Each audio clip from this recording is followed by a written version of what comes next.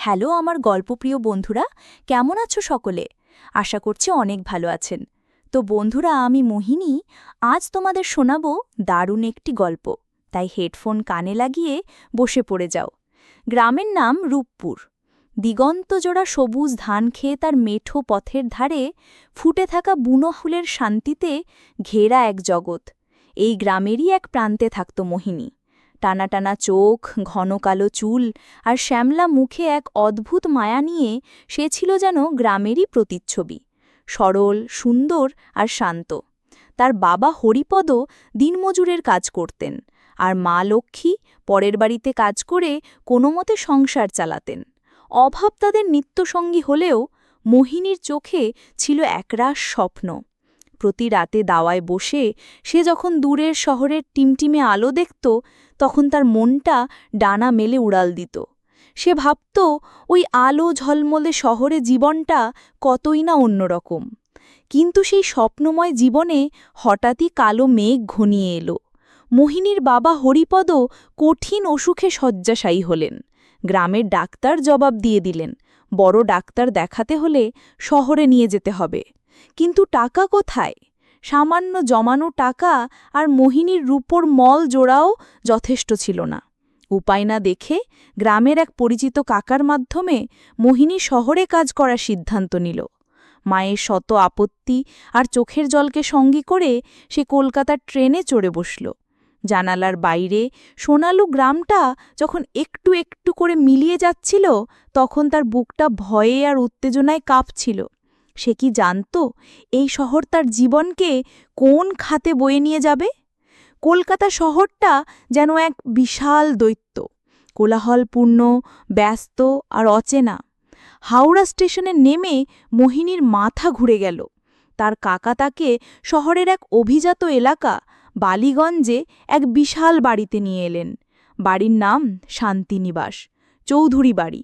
বাড়ির কর্ত্রী মিসেস শর্মিলা চৌধুরী ছিলেন একজন রাশভারী মহিলা। তিনি মোহিনীকে আপাদমস্তক মেপে নিয়ে বাড়ির কঠিন নিয়মকানুন বুঝিয়ে দিলেন। ঘর মোছা, বাসন মাজা থেকে শুরু করে রান্নাঘরে সাহায্য করা, সবই করতে হবে। মাইনে সামান্য হলেও অসুস্থ বাবার মুখটা মনে করে মোহিনী সবকিছু মেনে নিল। চৌধুরী পরিবারে কর্তা মিস্টার অমিতাভ চৌধুরী, তার স্ত্রী শর্মিলা এবং তাদের একমাত্র ছেলে রাহুল থাকত। রাহুল তখন বিলেত থেকে ছুটিতে বাড়ি এসেছিল। প্রথম কয়েক মাস মোহিনীর খুব কষ্টে কাটল। শহরের জীবনের সাথে মানিয়ে নিতে তার ভীষণ অসুবিধে হচ্ছিল। গ্রামের সেই শান্ত পরিবেশের জন্য মন কেমন করত। মিসেস চৌধুরীর কড়া শাসন আর অন্য কাজের লোকেদের টিপ্পনি ছিল তার নিত্যসঙ্গী। এই কঠোর রুটিনের মধ্যেই এক পশলা বৃষ্টির মতো তার জীবনে এলো রাহুল। সে ছিল তার বাবা মায়ের থেকে সম্পূর্ণ আলাদা, শান্ত, ভদ্র এবং কিছুটা একাকী। একদিন সন্ধ্যায় বাগানে কাজ করার সময় হঠাৎ কালবৈশাখী ঝড় উঠলে মোহিনী বারান্দায় আশ্রয় নেয়। সেখানেই দাঁড়িয়ে বৃষ্টি দেখছিল রাহুল।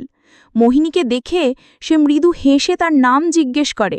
সেই প্রথম চৌধুরী বাড়িতে কেউ তার সাথে এত সুন্দর করে কথা বলল। এরপর থেকেই তাদের মধ্যে ধীরে ধীরে কথা শুরু হলো। রাহুল তাকে বই এনে দিত, তার সাথে গ্রামের গল্প শুনত, নিজের একাকী জীবনের কথা বলত।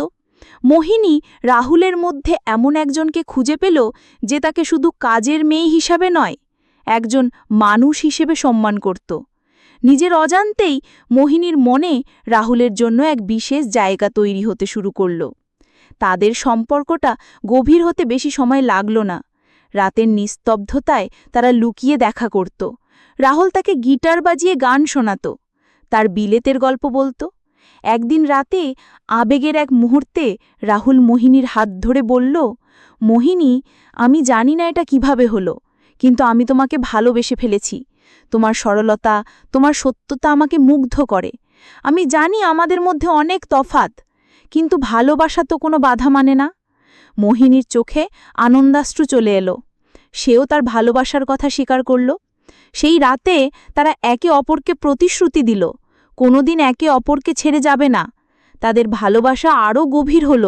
মোহিনী তার সর্বস্ব রাহুলকে উজাড় করে দিল, এই বিশ্বাসে যে এই ভালোবাসাই তার জীবনের সবচেয়ে বড় প্রাপ্তি। কিন্তু স্বপ্নেরও শেষ থাকে। রাহুলের ছুটি শেষ হয়ে আসছিল এবং তার আচরণেও পরিবর্তন আসতে শুরু করল।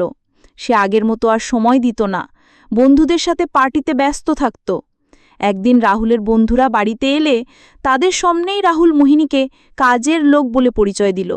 কথাটা একটা ধারালো ছুরির মতো মোহিনীর বুকে বিঁধল।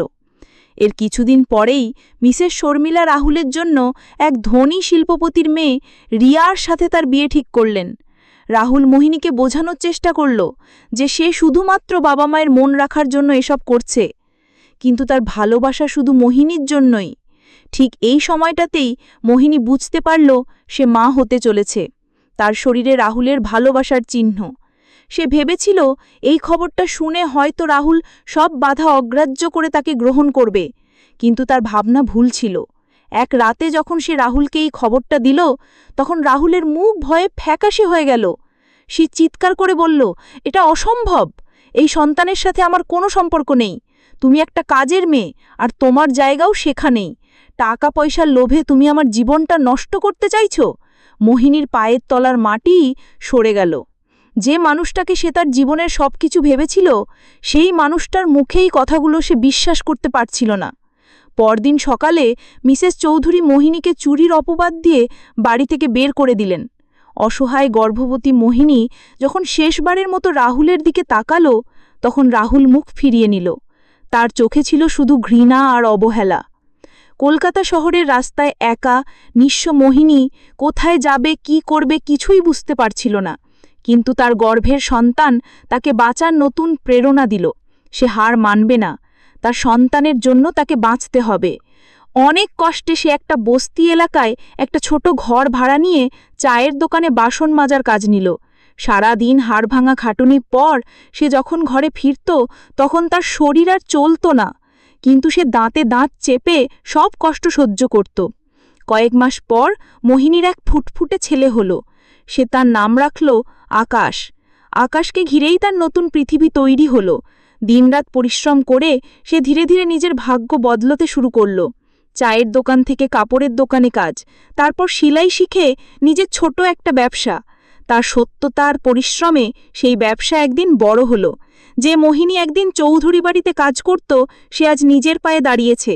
তার ছেলেকে শহরের একটা ভালো স্কুলে ভর্তি করিয়েছে। প্রায় 10 বছর পর একদিন মোহিনী তার ছেলের স্কুলের সামনে অপেক্ষা করছিল। হঠাৎ একটা দামি গাড়ি তার সামনে এসে থামল। গাড়ি থেকে যে নামল, তাকে দেখে মোহিনীর বুকের ভিতরটা কেঁপে উঠল। রাহুল, তার চেহারায় বয়সের ছাপ, আগের সেই জৌলুস আর নেই। মোহিনীকে দেখে তার চোখেও ফুটে উঠল বিস্ময় আর গভীর অপরাধবোধ। রাহুল কাঁপা কাঁপা গলায় জিজ্ঞেস করল, মোহিনী, তুমি এখানে? মোহিনী শান্ত কিন্তু দৃঢ়ভাবে উত্তর দিল, হ্যাঁ, আমার ছেলের জন্য অপেক্ষা করছি।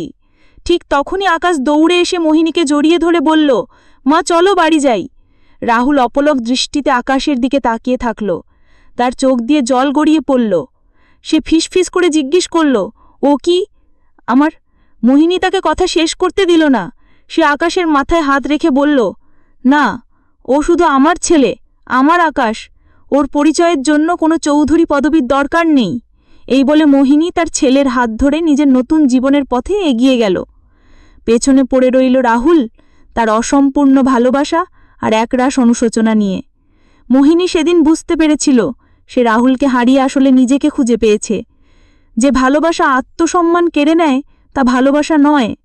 রূপপুর গায়ে সেই সহজ সরল মেয়েটি আজ শহরের বুকে এক স্বনির্ভর শক্তিশালী নারী, যার পরিচয় তার নিজের কর্মে, তার মাতৃত্বে।